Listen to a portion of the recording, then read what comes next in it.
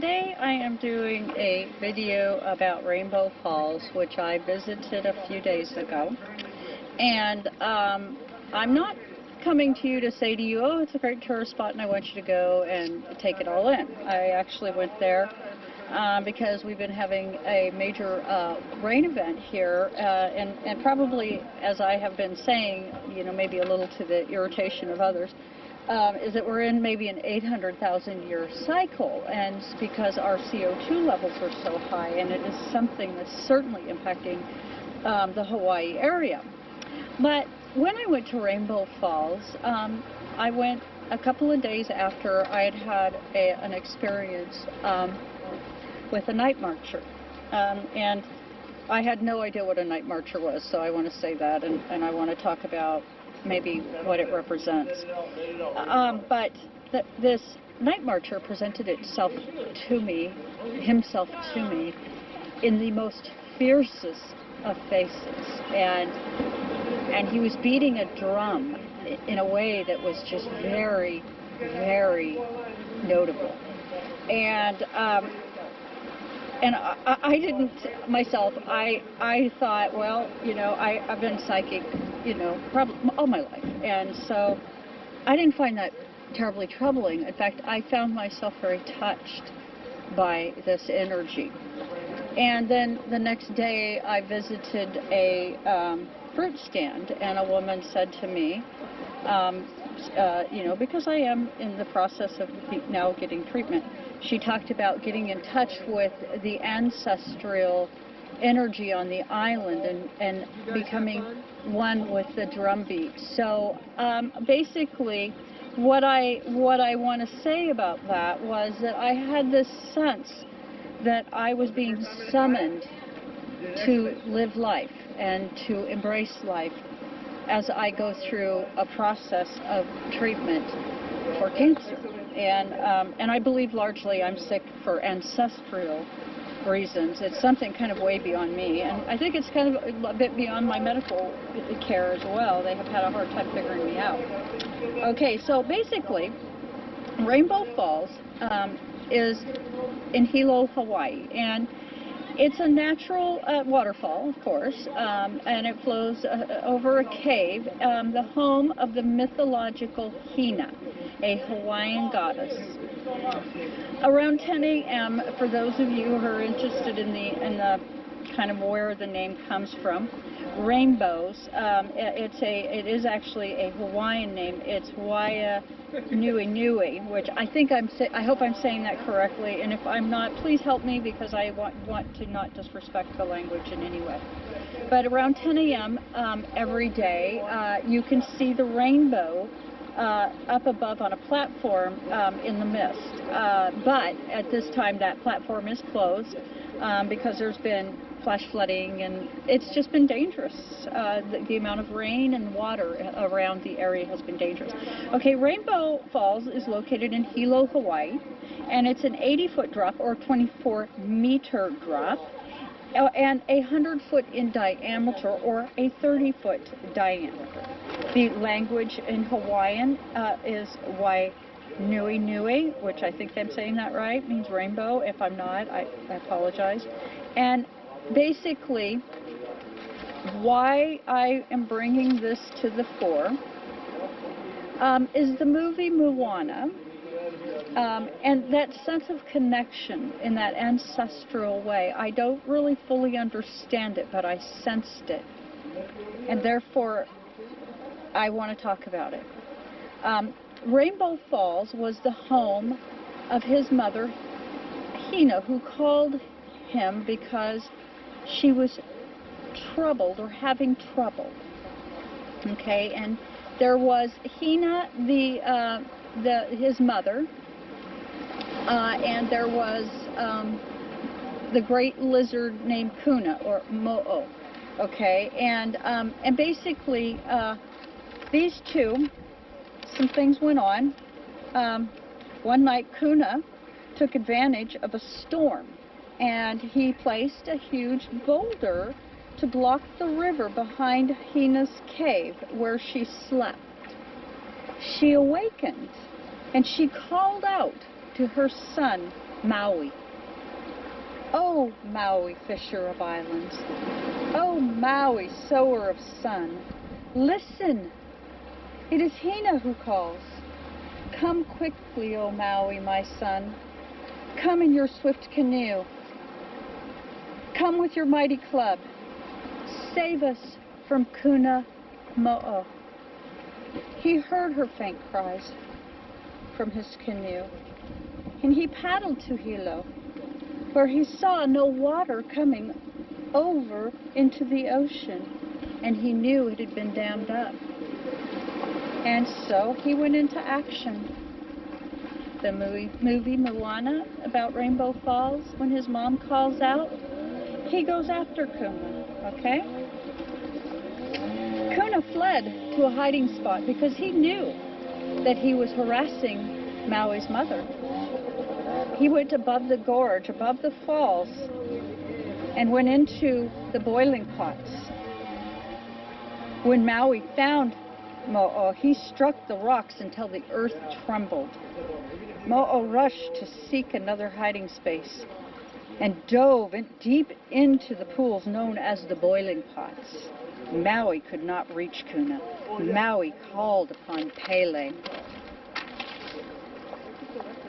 the Hawaiian goddess of volcanoes, to provide him some hot stones to make the water boil, thus the boiling pots. Okay? Kuna was forced downstream and fought above the falls and was struck by Maui's club. The giant Mo'o fell over the falls and lies where he fell, a giant rock today. And Kuna is beaten by stones and logs and flooded with the waterfall as Maui's attempt to beat down Hina's aggressor, and it is seen today above the falls. So there's a big stone there. And so kind of where I'm going today is I'm going to talk a little bit about some of the struggles that you maybe could take away from the movie Maui and from the people of this location. The movie Maui, I love that movie, and I feel like it speaks of a people who have, through various reasons on the island, things have become difficult for them. And I would say that in this regard, this is true for the people of Hawaii. To be a local and to understand that people want to live here, whether they should or shouldn't, whether it's affordable or not, it causes trouble for the people of Hawaii. Anyway, so what I'm going to ask the cards, because the people of Hawaii, much like myself, have Saturn in the second house, the planet of limitations. And not only do they have Saturn in the second house, the planet of limitations, it's in Sagittarius, which is something that I very much relate to, which I think really speaks to the faith of the people of this island. So today we're just going to simply ask the cards to tell us about this mythology, to help us further understand Maui and maybe the people of this beautiful island that in some ways we've really not understood very well. So I am going to put my GoPro down and so move my cell phone, and I'm going to use the Thoth deck, and I'm going to do just an ever so small pull. It's 5 cards because I just find I get plenty. The Thoth deck is a little bit of an astrology deck. Let's see, 2, 3, 4, and 5. And today, earlier, I did a reading, and it was really funny. A card popped out, a love card, and I was like, I'm not going to use that card. I'm not doing it. Anyway, and I cut that deck 3 times, and that love card popped out again. So just to tell you that tarot is its own, it's its own language, and it speaks what it chooses to speak. And we got one more cut, so that's number 3. Okay, and we get the Empress, something new. Now, you know, we are here in Hawaii right now. I'm over on the dry side, so I'm kind of in a little bit of a warm pocket today. But on the Hilo side, it has just been amazingly wet. Now, we do have a couple of days of nicer weather coming in, but our foundation is the Empress of something new, something growing out of all of this this wet energy we've had. Okay, and I think I'll just put the camera, I'll put this like so, because, well, so you all can see it. And this is the Thoth deck. Okay, and we have the Three of Pentacles. Yeah, something new. You know, these storms, this flooding, you know, went to Rainbow Falls, and the front picture is going to be, my thumbnail on this podcast is going to be of the day that I went to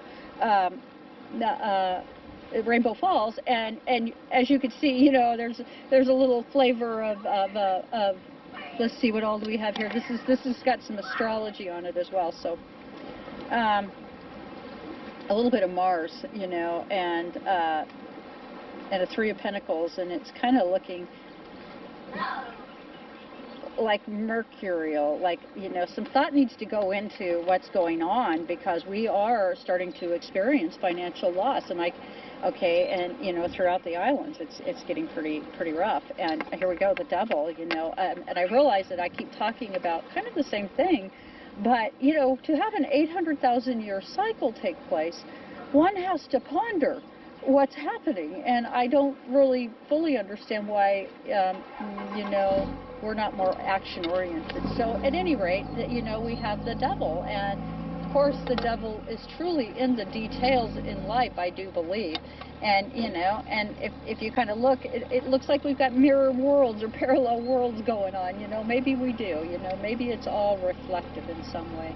But that Devil card kind of makes me nervous. Princess of Cups, you know, how we manage our relationships with people, how we, through this process of something new.